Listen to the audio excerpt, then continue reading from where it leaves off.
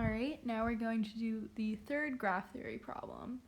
And this problem asks for the number of ones in the adjacency matrix, so we want to make our adjacency matrix. This is really the only way to do it. There aren't any shortcuts that I know of, so I'm just going to start constructing the adjacency matrix.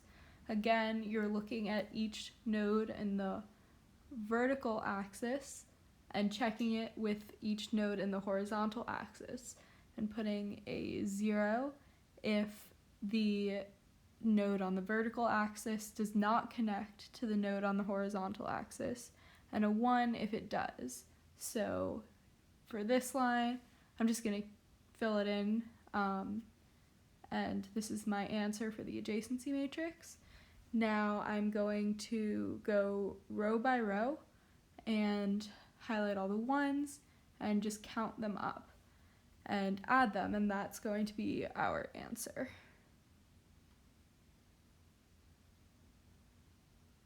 So 3 plus 2 plus 1 plus 2 plus 2 plus 1 is 11, and 11 is your answer.